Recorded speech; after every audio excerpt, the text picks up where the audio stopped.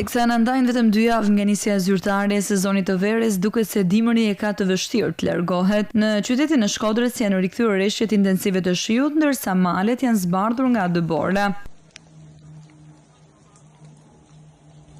Sipas autoritetit verior të rrugëve, shqetësim mbetet mungesa e pastrimit. Firmat që aplikuan në mirëmbajtjen e këtyre akseve për kontratën e re, e cila mbaroi në datën 31 mars, janë në proces ankimimi, gjë e cila ka vënë në vështirësi dhe vetë institucionet. Firma e mëparshme ka tërhequr makineritë nga ky aks dhe pritet zgjidhja e ngërçit për vijimin e mirëmbajtjes së aksit Bog-Theth. Drejtuesit e automjeteve apelojnë drejt institucioneve për më shumë vëmendje në mirëmbajtjen e këtij aksi, pasi rreshtet e shiut dhe dëborës vijojnë të shkaktojnë rënje inertesh dhe vështirësinë e qarkullim.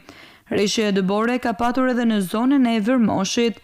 Zona e Thethit, por edhe e Vërmoshit aktualisht po presin turistë të shumtë, ndaj dhe kujdesi drejt qarkullimit në këto akse duhet të jetë i shtuar. Rruga është e kalueshme, por nevojiten kujdes nga ana e drejtuesve të automjeteve.